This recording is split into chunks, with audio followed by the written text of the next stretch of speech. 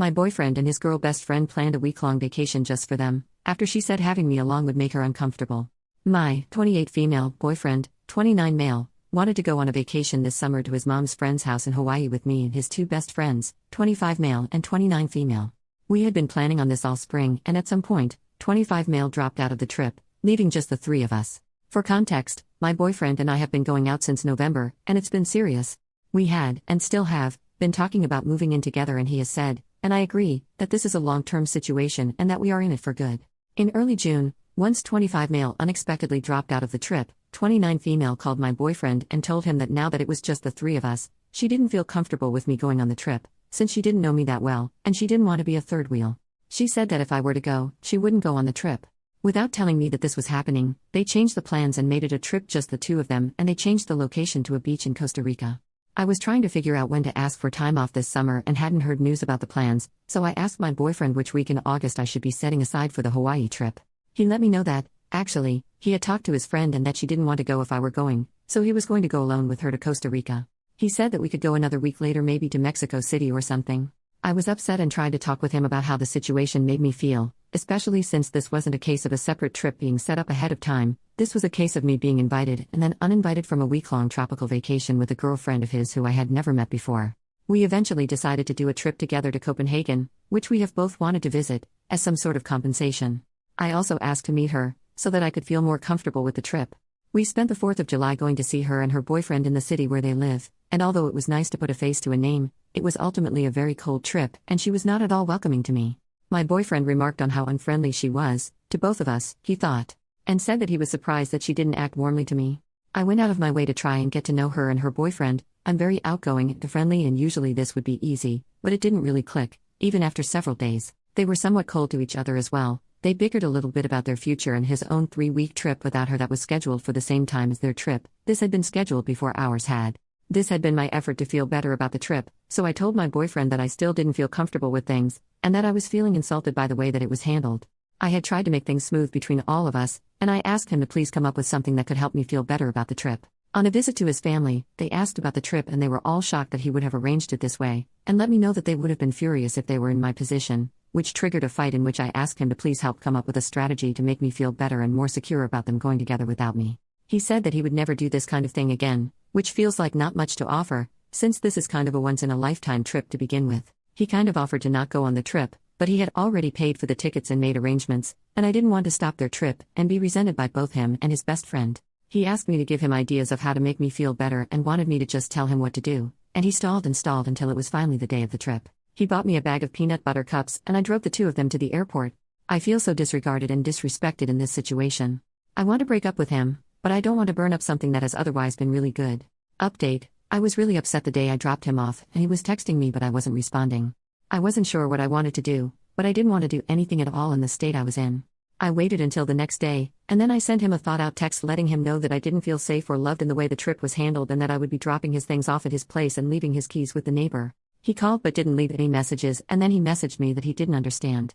The rest of the week, he called and messaged me, but I couldn't bring myself to pick up or text back. On Thursday, I think that he realized that I was serious, and he asked me some questions about logistical things. I told him which neighbor his key was with, etc. When he got back and saw all his things at his place, he got pretty frantic and called and left me a long message. I was working all day, but also I still didn't want to respond. He asked me to explain because he didn't understand what was going on. The next day, I sent another text making it clear that it was over, and he got upset and sent me a bunch of texts in a row about how he didn't understand why I was throwing away everything that we built. He left me a voicemail that was really angry that said he had no idea why I was upset and that he did not accept the breakup, because he had no say in it, and that he wanted me to tell him the evil story that I had made up about him to his face. I wasn't going to respond to him and I wanted to remain calm, but this upset me. So I sat down to write him this letter. It's long. I tried to call him but I started crying and told him I'd just send him an email instead. This is what it said. The time that we have had apart has given me some good space and time to think. I have had a chance to think about the things that are important for me in a relationship, and I see that we should not be together. I'm sorry that I have been asking for you to change things about your life that you shouldn't have to change at my or anyone's behest. From the very start, this trip was made in an insanely disrespectful way in which it started out from you being given an ultimatum by your female best friend who I had never met that either she goes or I go on this trip, and you picked her. You didn't offer to have her meet me. Theoretically I was your long-term partner, so this would have made a lot of sense. You didn't encourage her to find someone else to come, and you didn't consult me at all. That's enough for most people to have a deal breaker, right there. However, I stayed. This is a person who you have a history with that is not entirely clear to me. Here is what I understand. Some bad rumors got started about the two of you in which you spent an entire night out with her on an acid trip while you were dating someone else. Nothing happened. The other thing I understand is that you were interested in her romantically at some, theoretically other, point, and that she started dating her boyfriend, and that closed the door on things for you.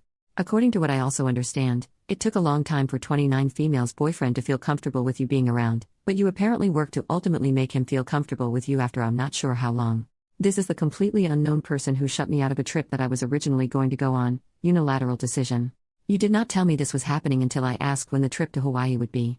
You purchased tickets in another very disrespectful situation in which I have cooked dinner and have guests present, and you chose to go into my room for well over an hour to select tickets with her, and in which I repeatedly ask you to please come to dinner because you say it will just be a few more minutes each time. There is absolutely no reason for doing it at that time and in that situation, seeing as how she is in the same time zone as us and has a 9-to-5 job. This makes me feel sick to my stomach. So, to make myself feel better about this whole arrangement, I tell you that I want to meet this person. On my request, we arrange a trip to go meet her and her boyfriend, a brief trip in which they are, and you explicitly agree, inexplicably cold. The first conversation that we have is one in which 29 Female and her boyfriend argue about how she DM'd him while he was already in a relationship and got him to date her instead. You tell me about conversations that 29 Female has had with you recently in which it seems implied that there is some real instability in their long-term relationship, stuff about kids and dogs. I have a discussion in which I let you know that I see that and that it worries me. Meanwhile, I am still wanting all of this to work out for you and for me and for her. I, at this point, am planning on being with you for the long term and see no benefit in telling you to not go on a trip with your best friend. I want it to work out. But each and every interaction surrounding this trip chips away at my ability to handle it, the conversations that seem to go nowhere, etc. Your dad, your mom, and your grandparents are all very surprised when we tell them about this trip. It is becoming very obvious that this is a dangerous trip to make with the fragility of our relationship. 29 Male. We had only been together for 9 months. How long did it take before 29 Female's boyfriend was comfortable with you hanging around? Much less going on a one-on-one international tropical vacation in which he was uninvited because of your request. We go over it with friend at the rock climbing gym. We go over it in the car. We go over it while we're booking our Airbnb for Copenhagen. We go over it when I tell you that I still feel uncomfortable, and I do not feel good about the trip. Talk about repeatedly saying something. Ultimately, it appears that the original plan to meet at my place and hang out and do a game night before you two go on the trip has been cancelled, and 29 Female will be staying at my place, but not hanging out with us at all beforehand. You attribute it to you not bringing it up with her early enough. This is apparently not something that was discussed even 2 nights before the trip. You do not know what to do. I don't blame you. At this point, it was well out of hand. There is no good solution that I can think of besides waiting for the trip to be over. I tell you that either I have to get over it, or I have to break up with you, and that I don't want to break up with you. But my ability to get over it is rather worn down. She arrives at my place very late, and we wake up the next morning for me to take the two of you to the airport. After all of this lead up, I know that you can tell how unhappy I am. I fully absolutely know you can tell how unhappy I am.